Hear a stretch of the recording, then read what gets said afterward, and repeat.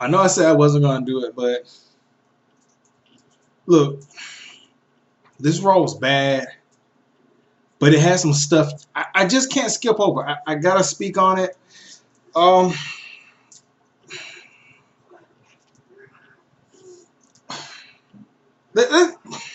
okay.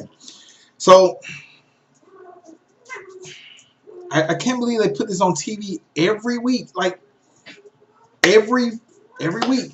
So Roman Reigns is back, and he definitely didn't fake cancer. They definitely didn't do that. Um, his first thing to do is, hey, quiet, cat dog, is to get together with Seth and try to reform the Shield with Dean. The guy who said, you deserve cancer. You're just, hey, that's the guy I want to team up with. Um, Dean comes out, gets a guitar in his back from Elias, because apparently that feud's still going on, even though Elias beat him. So, like, yeah. And then you have, what was it? Drew, Drew, Baron Corbin versus Balor, Angle, who didn't get a entrance, and Braun Strowman. It's nice to see they're treating the IC title with respect. I mean, some of the greatest IC champions in history, they wasted their time in 6-man tags every week. Yeah, yeah. Drew and the other two guys, they win. They destroy Angle. They destroy Finn Balor with the steel steps. Who cares? Who cares? I mean, are they bringing in a six tag title? Like, where's this going? Like, really?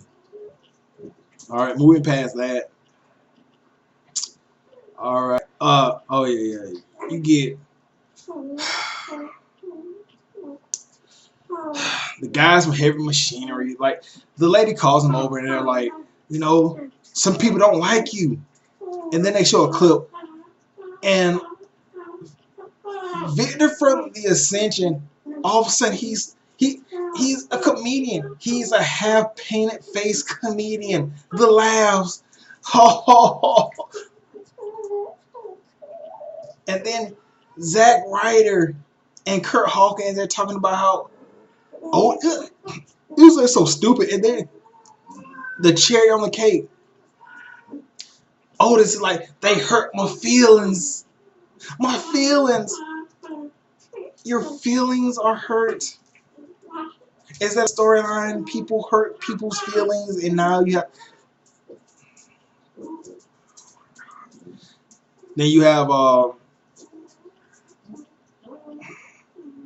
probably the best thing that happened on the show. Batista. Now, I'm not scared to pass that. I'll get to Batista. Natalya versus Ruby Riott for the 400th time, because who cares? And Ruby Riott loses. Like, so they have Ruby Riott. This sorry, Raw 3 hours, so I'm kind of sleepy right. This amazing talent that has exceeded expectations. Changed his look, got over, really damn good wrestler, and they have her lose constantly, week in, week out, losing, and your people lose, your team loses, you lose, your team loses, you lose, your team loses every week for like a year and a half, or maybe a year. The Riot Squad have been complete fucking jokes and losers when they probably should be one of the most dominant women there, but instead they're glorified jobbers. Yeah. See,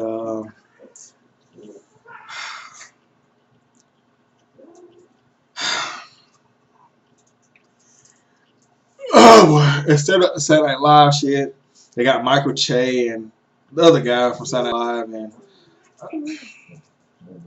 they're supposed to be like the people at WrestleMania, the correspondents. Like, what does that even mean? Are they gonna be like doing match stuff? Or they just gonna be backstage doing interviews? What does that fucking mean? And then like later on, the other guy, not Michael Che, but he's like backstage, and Michael Che goes to use the bathroom, and they try to reenact that old, I think, John Stossel clip where like he asks a wrestler if it's real, and the wrestler punches him in the face, and he says, "Is that real for you, boy?" Instead, they do it with Braun Strowman, and Braun Strowman's like, "Oh, is this real enough for you?" And then they come back, and he's like, still doing it, and the people are behind him like, "Let him down, let him down." So, and then you have Batista, who probably was one of the best things on the show. Batista, he's like, they show his Facebook clip. Stop trying to bite my foot. But they show his Instagram clip where he's talking about how he's got Hunter's attention. He's gonna do everything on his terms and everything like that, and how it's gonna be game over and blase swaze. Then Triple H comes out, and I'm not gonna lie, this is the best promo I've seen from a face Triple H in a very long time. It felt real, felt emotional. Yeah. So we're setting up for Batista versus Triple H at WrestleMania because, hey, Triple H has to get a payday at WrestleMania. I'm not mad at it. If they're going to continue to build like this, I'm not mad at it. Proceed, gentlemen. Proceed. He talks about Ric Flair. I can't even know his name, but anyway, it was a good promo. Moving forward, you have Stephanie talking about how it's going to be not Ronda, but Charlotte versus Becky, but Becky has signed a no harm. So a contract basically doesn't hold them responsible, and it's going to be for the WWE Women's Championship on Raw. Two women from SmackDown will be fighting for the Raw title.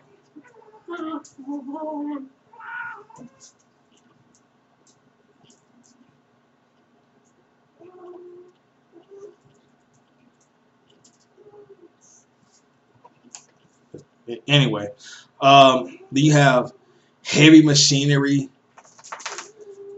versus. Okay. So I'm looking at this thing. I'm looking at the Bleacher Report like recap or whatever. So they got Heavy Machinery versus the B Team, Ascension, and Ryder and Hawkins.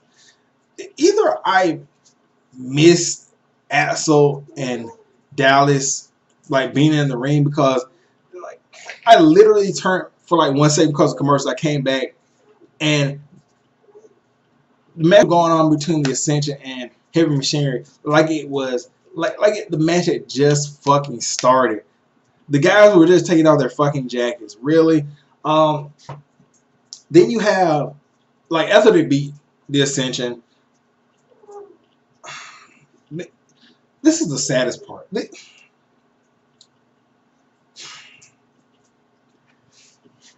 Oh god, yes, it's so fucking long. But they have Zack Ryder and Kurt Hawkins just standing there like a couple of fucking morons, just like no entrance. They couldn't wait to have these guys just there. So in case, to show that Heavy Machine is gonna win, they're gonna have these guys just sit fucking there, waiting for their chance to get in the ring. No music, no nothing, and it's just sad, man. Like I would say I feel sorry for Zack Ryder and Kurt Hawkins, but definitely don't feel sorry for Zack Ryder. Don't, because this man probably has had multiple opportunities to leave the WWE, go somewhere else, become a bigger star, prove that, hey, I'm worth it, whatever. I'm worth more than what you guys are doing with me, come back, become a bigger star. But instead, He's stayed. He's been there for like 12 years right now, maybe more, maybe less, whatever. And by now, you should know how the company you're working for is treating you. I mean, God, this man got himself over, and they completely dunked on his credibility. They shit on him.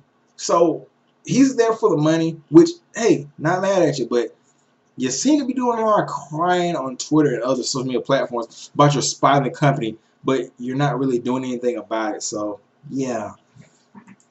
Oh, yeah, they beat Ryan Hawkins because whatever. Torrey Wilson going into the Hall of Fame. Why? Really? Are we that desperate for Hall of Famers? Really? We're just going to give it to any fucking body?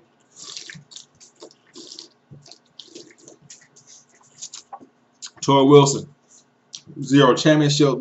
Basically a glorified model. My cat biting my dog's foot is more entertaining than Raw. Anyway. Oh yeah. Then you have Charlotte talking about how she's gonna beat Becky. Becky's arrogant.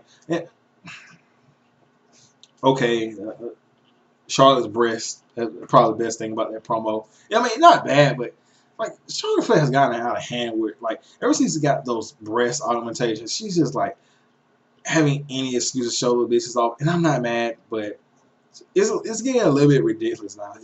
They're on full display. Anyway. And you have Seth fucking Rollins. He goes and meets Dean Ambrose backstage in the Dean Cave, and he's like, "Hey, you know, we're like brothers. You're my wrestling soulmate. We need to get the band back together." And Ambrose, he's like, "No, man, I gotta do this on my own. I'm dark and brooding, bro. I'm dark and brooding. Look, I'm sitting on sound stuff in the back in a shroud of mystery. Yeah." And then he has a match with Elias. Whatever, decent. Elias gets the win again with the drift away. And then, oh yeah, Roman and Seth come out, and then Corbin and the other two guys come out, and they beat them up, and Dean rejoins the Shield. Cool. 3 months ago, 3 fucking months ago, this man said to the other man in the shit, Roman, "Hey, you deserve cancer." Hey, you know what would be the best thing to do with the guy who said that I deserve fucking cancer? Is to join in a team or group with the man that wished death upon me. Why? Why?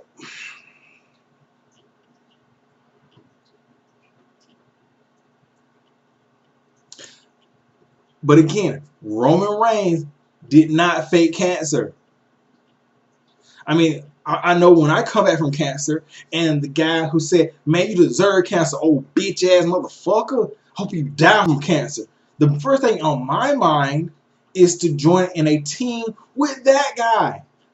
That's number one on my priorities list. I mean, not beating him up, not getting vengeance, not telling him to shut the hell up.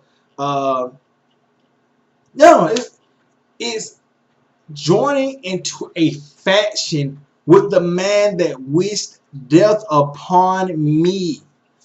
Thank you for this dose of reality and what somebody would do in real life. Thank you, WWE, for that. All right, okay, they're announcing Becky versus Charlotte, whole harmless agreement signing for WWE Championship, blah, blah, blah. Shield, the Shield versus Corbin, McIntyre, Lashley. Come on. They might well get some 6-man tag team belts in here somewhere. Bailey, Sasha versus Tamina. Sorry I brought this on my Twitter. They've had these belts for a while, and they haven't even had a women's tag team match. Like, but they're having singles matches.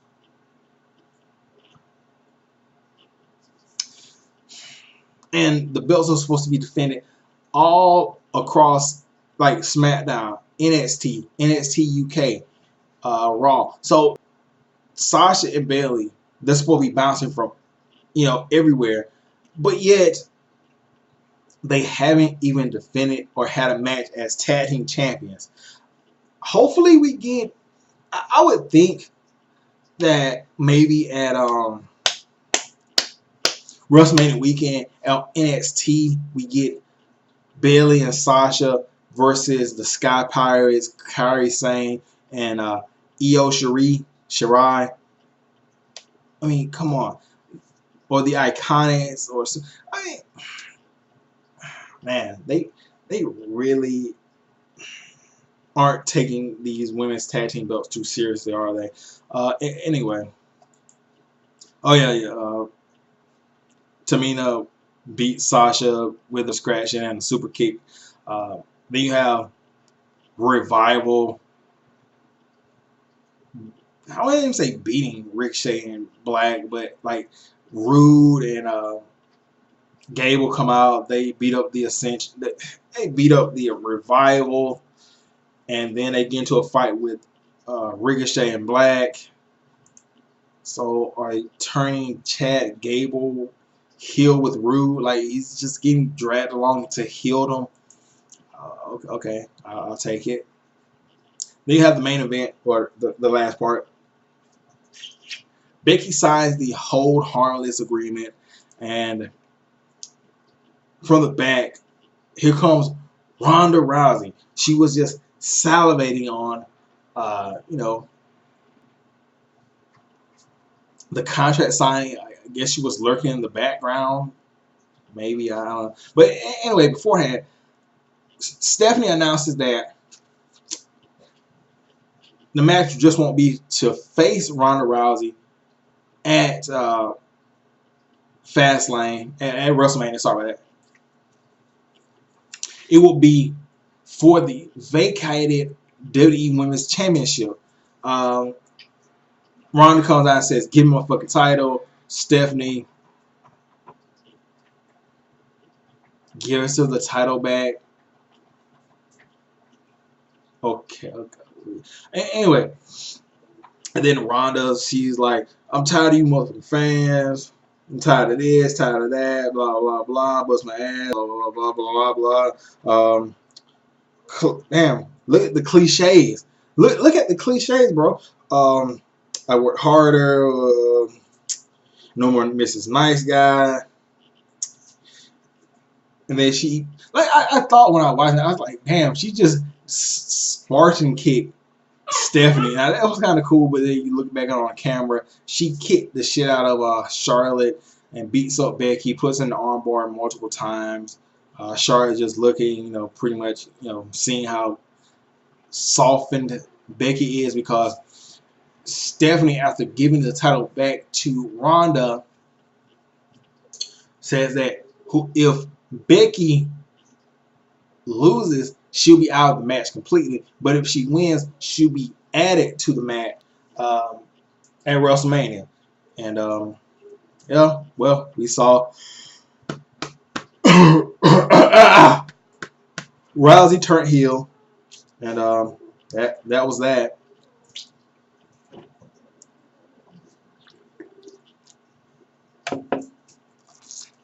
I mean, I guess that was okay. Like, I'm not really trying to hate on what Ronda Rousey did, because that shit was kind of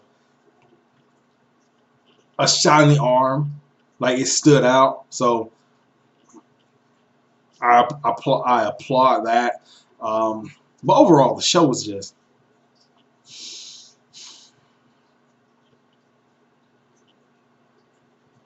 public dumpster scrapings. Like, this shit was horrible.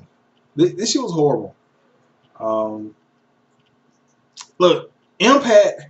I don't bring up Impact, but look, I didn't do an Impact review this week. It wasn't a bad show. It was just boring. Like this is like Raw was just bad. Like, why am I watching this bad? Impact was just like, pick up the pace, guys. Like, this match is good, but I'm dozing, bro. Anyway, I'm gonna get out of here, man. I got better shit to do. Well, anyway, wasted another 3 hours. Anyway, I'll get out of here. I'll catch you guys later.